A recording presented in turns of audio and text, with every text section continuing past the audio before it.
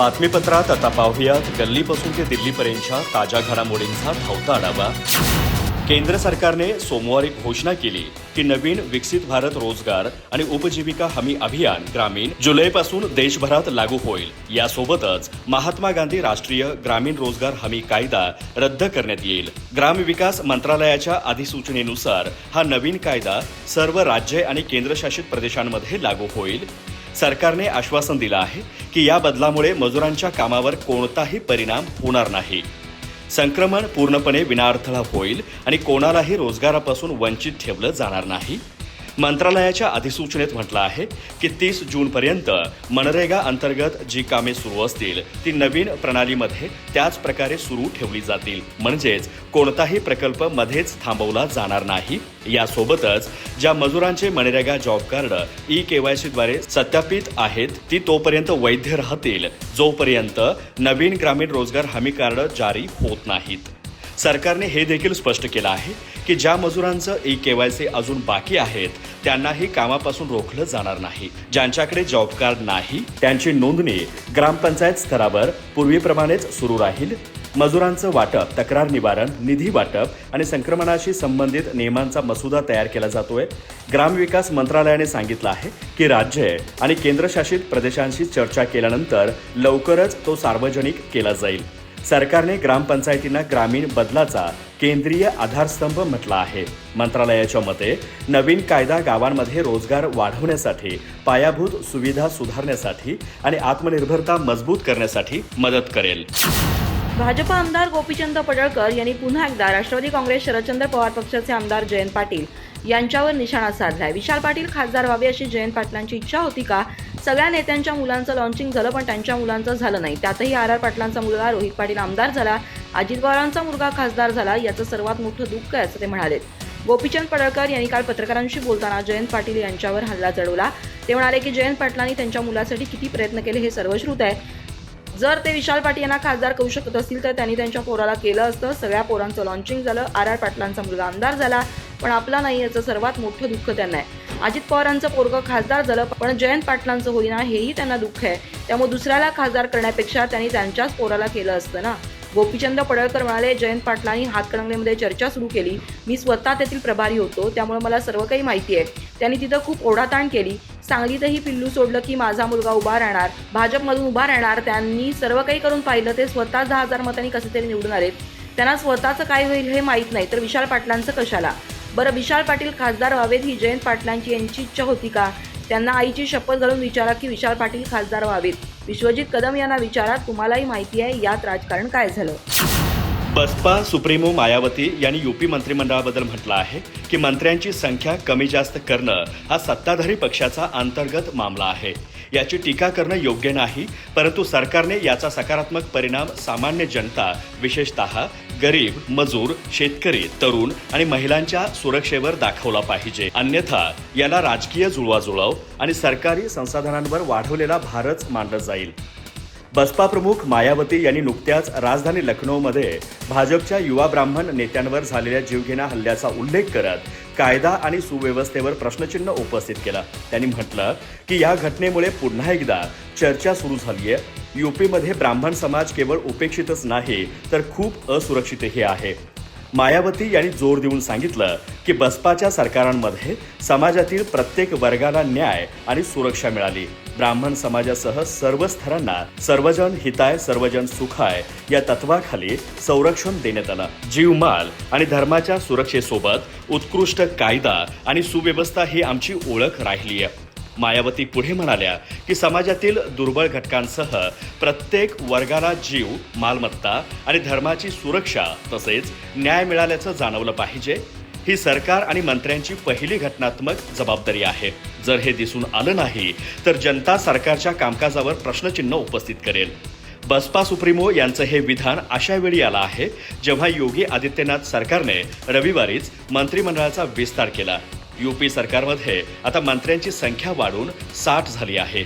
योगी सरकारमध्ये 2 कॅबिनेट आणि 4 राज्यमंत्र्यांनी शपथ घेतली तर 2 राज्यमंत्र्यांना पदोन्नती देऊन राज्यमंत्री स्वतंत्र प्रभार पदाची जबाबदारी सोपवण्यात आली आहे। महाराष्ट्राला $1 ट्रिलियन इकॉनॉमी बनवण्याच्या दिशेनं सरकार वेगानं पावलं उचलत असून त्याचा मोठा फायदा सर्वसामान्य मिळणार असल्याची ग्वाही मुख्यमंत्री देवेंद्र फडणवीस यांनी दिली आहे. आज CIIच्या वार्षिक बैठकीनंतर माध्यमांशी बोलताना त्यांनी उद्योगांसाठी आणि घरगुती ग्राहकांसाठी वीज दरात मोठी कपात होणार असल्याची माहिती दिली. तसंच इंधन बचतीच्या मुद्द्यावरून पंतप्रधान मोदींवर टीका करणाऱ्या राहुल गांधींचा रिजेक्टेड माल असा उल्लेख करत आम्ही त्यांना महत्त्व देत नसल्याचं मुख्यमंत्री फडणवीस म्हणाले. द फ्युचर या संकल्पनेवर आधारित असलेल्या CII बिझनेस समिटमध्ये मुख्यमंत्र्यांनी महाराष्ट्राच्या प्रगतीचा अहवाल सादर केला. भविष्यात महाराष्ट्र कसा असेल आणि तो आम्ही कसा घडवतोय हे मी सांगितलंय. महाराष्ट्र आज वेगवेगळ्या क्षेत्रात लीडर आहे हे या ठिकाणी सांगितलं. इंजिनिअरिंग, FDI, स्टार्टअप अशा क्षेत्रामध्ये महाराष्ट्र क्रमांक 1 वर आहे. अशा महाराष्ट्राच्या स्ट्रेंथ लिव्हरेज करून आम्ही $1 ट्रिलियन इकॉनॉमी कशी तयार करतोय याची माहिती दिली असं फडणवीस यांनी यावेळी सांगितलं. उद्योजक आणि सर्वसामान्य नागरिकांसाठी मुख्यमंत्र्यांनी वीज दराबाबत महत्त्वाची माहिती दिली. 2025 ते 2023 या काळासाठीचे मल्टी इयर टॅरिफ मंजूर झाले. पूर्वी दरवर्षी विजेचे दर 9% वाढायचे, मात्र आता नवीन धोरणानुसार उद्योगांसाठी दरवर्षी वीज दरात 2 ते 3% कपात होणार आहे. घरगुती वापरासाठी येत्या 5 वर्षात वीज दरात तब्बल 26% कपात होणार आहे. या निर्णयामुळे महाराष्ट्रातील उद्योग अधिक स्पर्धात्मक होतील आणि सर्वसामान्यांच्या खिशावरील भारही कमी होईल असा विश्वास त्यांनी व्यक्त केला. काँग्रेस आणि राष्ट्रवादी काँग्रेस शरदचंद्र पवार पक्षाने पंतप्रधान नरेंद्र मोदी यांनी जनतेला काटकसरीच्या केलेल्या आव्हानाचा खरपूस समाचार घेतला आहे. देशाला बर्बाद करण्याचा कार्यक्रम तुम्ही करायचा आणि जबाबदारी मात्र जनतेने घ्यायची. आता निवडणुका संपल्या की लगेच त्यांना त्याग आठवला. निवडणुका झाल्यामुळे त्यांना निवडणुकीत पाण्यासारखा पैसा खर्च करू नका असं म्हणता येणार नाही असं या पक्षांनी म्हटलं आहे. पंतप्रधान नरेंद्र मोदी यांनी रविवारी इराण विरुद्ध अमेरिका युद्धाच्या पार्श्वभूमीवर जनतेला काटकसर करण्याचं आवाहन केलं. आपल्याकडे मोठ्या तेल विहिरी नाहीत, त्यामुळे सध्याच्या जागतिक संकटाचा भारतावर अधिक परिणाम होतोय. त्यामुळे आपण स्वयंपाकाचे तेल, पेट्रोल, डिझेल, गॅस आदींचा कमी वापर केला पाहिजे. यावर उपाय म्हणून ज्या शहरांमध्ये मेट्रो आहे तेथील लोकांनी मेट्रोचा वापर करावा. बैठकांसाठी व्हिडिओ कॉन्फरन्सिंग आणि वर्क फ्रॉम होम सारख्या पर्यायांचा वापर करावा असंही ते म्हणाले. आमदार रोहित पवार यांनी त्यांच्या या आव्हानावरून केंद्र आणि राज्य सरकारला टोला हाणला आहे. महाराष्ट्र काँग्रेसनेही या प्रकरणी पंतप्रधान मोदींवर निशाणा साधला आहे. जनतेला तेल कमी खा असं सांगून त्यांची थट्टा करायची हा कसला न्याय असा सवाल काँग्रेसने या प्रकरणी उपस्थित केलाय. काँग्रेस आपल्या पोस्टमध्ये म्हणतं, परदेशात जाऊन तिथल्या नेत्यांसमोर मोठमोठ्यानं हसणं यालाच परराष्ट्र धोरण समजणाऱ्या नरेंद्र मोदींनी आता थेट जनतेच्या खाण्यापिण्यावर आणि जगण्यावर निर्बंध आणणारे 8 अजब सल्ले दिले आहेत. पेट्रोल डिझेल जपून वापरा, खाद्यतेलाचा वापर कमी करा, वर्षभर सोनं खरेदी करू नका, परदेशी प्रवास टाळा आणि वर्क फ्रॉम होम करा असे उपदेश देऊन सरकार स्वतःची जबाबदारी झटकत आहे. सत्ताधारी राष्ट्रवादी काँग्रेसचे प्रदेशाध्यक्ष सुनील तटकरे यांनी जय पवार यांच्या सुनेत्रा पवार मुख्यमंत्री व्हाव्यात या विधानावर भाष्य करत एक प्रकारे त्यांना राजकीय वास्तवाचं भान राखण्याचा सल्ला दिलाय. आपल्या मनात खूप इच्छा आहेत, पण राजकीय वास्तव लक्षात घेऊन आम्ही पक्ष म्हणून वाटचाल करत आहोत असं ते म्हणाले. त्यांच्या या विधानाची राज्याच्या राजकारणात खमंग चर्चा रंगली आहे. दिवंगत अजित पवार यांचे धाकटे सुपुत्र जय पवार यांनी काही दिवसांपूर्वी आपल्या मातोश्री तथा उपमुख्यमंत्री सुनेत्रा पवार या राज्याच्या मुख्यमंत्री व्हाव्यात अशी इच्छा व्यक्त केली होती. अजित पवारांनी मुख्यमंत्री व्हावं अशी सर्वच बारामतीकरांची इच्छा होती. आता सुनेत्रा पवार तसे कष्ट घेत आहेत. मला वाटतं सुनेत्रा पवारच 2029च्या निवडणुकीत बारामतीमधून उभ्या राहतील. आता आमच्या सर्वांची इच्छा आहे की त्यांनीच मुख्यमंत्री म्हणून ती जागा घ्यायला पाहिजे असं ते म्हणाले होते. त्यांच्या या विधानावर राजकीय वर्तुळातून संमिश्र प्रतिक्रिया उमटल्या होत्या. आता सुनील तटकरे यांनीही त्यावर भाष्य केलंय. एखादं नेतृत्व मनातलं तयार व्हावं असं प्रत्येकाला वाटतं. जय पवार यांनी कदाचित याच भावनेतून ते विधान केलं असेल. आपल्या मनात खूप इच्छा असतात, पण राजकीय वास्तव लक्षात घेऊन आम्ही त्यावर काम करत आहोत. आमचा राष्ट्रवादी पक्ष NDAत राहून काम करत असून त्यानुसारच पुढील वाटचाल करणार आहे असं सुनील तटकरे यांनी या प्रकरणी म्हटलं आहे. राष्ट्रवादी काँग्रेसचे नेते बाबा सिद्दीकी यांच्या हत्या प्रकरणात 1.5 वर्षानंतर मुंबई पोलिसांनी मोठी कारवाई केली आहे. हल्ल्यावेळी बाबा सिद्दीकी यांच्या सुरक्षेसाठी तैनात असलेले पोलीस हवालदार श्याम सोनवणे यांना सेवेतून बडतर्फ करण्यात आला आहे. कर्तव्यात निष्काळजीपणा आणि बेजबाबदारपणा केल्याचा ठपका ठेवत ही कारवाई करण्यात आली आहे. श्याम सोनवणे हे मुंबई पोलिसांच्या संरक्षण आणि सुरक्षा विभागात कार्यरत होते. या घटनेनंतर त्यांच्यावर विभागीय चौकशी सुरू करण्यात आली होती.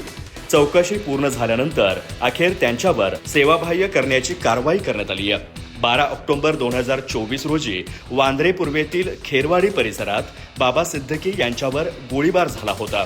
त्यांचा मुलगा जिशान सिद्दकी यांच्या कार्यालयाबाहेर अज्ञात हल्लेखोरांनी गोळ्या झाडल्या होत्या. या हल्ल्यात बाबा सिद्दकी गंभीर जखमी झाले होते. त्यांना तातडीने लीलावती रुग्णालयात दाखल करण्यात आलं, मात्र उपचारादरम्यान त्यांचा मृत्यू झाला. या घटनेमागे गँगस्टर अनमोल बिश्नोई यांचं नाव समोर आलं होतं. या प्रकरणात आतापर्यंत 27 आरोपींना मोका अंतर्गत अटक करण्यात आली आहे. घटनेच्या वेळी श्याम सोनवणे हे बाबा सिद्दकी यांचे अंगरक्षक म्हणून ड्युटीवरती होते. मात्र हल्ला झाल्यानंतर त्यांनी तातडीने प्रतिकार केला नाही किंवा परिस्थिती नियंत्रणात आणण्याचा प्रयत्न केला नाही, असा गंभीर आरोप त्यांच्यावर ठेवण्यात आला होता. या प्रकरणाची गंभीर दखल घेत 18 ऑक्टोबर 2024 रोजी त्यांना निलंबित करण्यात आलं होतं. त्यानंतर विभागीय चौकशी सुरू झाली. चौकशीत निष्काळजीपणा सिद्ध झाल्यानंतर 29 सप्टेंबर 2025 रोजी त्यांना कारणे दाखवा नोटीस बजावण्यात आली होती. अखेर 30 एप्रिल 2026 रोजी त्यांना सेवेतून कमी करण्याचा आदेश काढण्यात आला आणि 2 मे रोजी त्यांनी तो स्वीकारला. मध्य पूर्वेतील वाढत्या तणावामुळे जागतिक इंधन पुरवठा साखळी विस्कळीत झाली असून याचे सावट आता भारतावरही दिसू लागले आहेत. या पार्श्वभूमीवर पंतप्रधान नरेंद्र मोदी यांनी देशवासियांना पेट्रोल डिझेलचा वापर कमी करण्याचं आवाहन केलंय. पंतप्रधानांच्या या आवाहनाला प्रतिसाद देत राज्याचे माहिती तंत्रज्ञान आणि सांस्कृतिक कार्यमंत्री आशिष शेलार यांनी आपल्या विभागासाठी 3 महत्त्वाचे निर्णय जाहीर केले. मंत्री आशिष शेलार यांनी मंत्रालयात पत्रकारांशी बोलताना सांगितलं की देशासमोरील आर्थिक आणि इंधन संकट पाहता आमच्या विभागानं तातडीनं काही पावलं उचलली आहेत. जागतिक चित्रपट महोत्सवासाठी विभागाकडून कोणाही प्रतिनिधींना जाऊ नये असा निर्णय घेण्यात आलाय. विभागाच्या कामकाजासाठी इंधनावरील वाहनं टाळून केवळ इलेक्ट्रिक वाहनांचा वापर केला जाईल. उद्यापासून माहिती तंत्रज्ञान आणि सांस्कृतिक विभागाच्या सर्व बैठका प्रत्यक्ष न होता ऑनलाईन स्वरूपात पार पडतील, जेणेकरून प्रवासावरील इंधन खर्च वाचवता येईल. या निर्णयांची माहिती देताना आशिष शेलार म्हणाले की सध्याची जागतिक युद्धाची परिस्थिती पाहता पुरवठा साखळीवर मोठा ताण आहे. अशा वेळी आयातीवर मर्यादा घालणं आणि भारतीय रुपयाचं मूल्य संतुलित ठेवणं हे आपलं राष्ट्रीय कर्तव्य आहे. आपल्याला वैयक्तिक जीवनातही काही बंधनं घालून घ्यावी लागतील. बाहेर फिरण्याचं प्रमाण कमी करावं लागेल. देश हे आपलं कुटुंब असून देशहितासाठी हे पाऊल उचलणं गरजेचं आहे. अधिक माहिती आणि ताज्या घडामोडींसाठी आजच आमचे चॅनल सबस्क्राईब करा.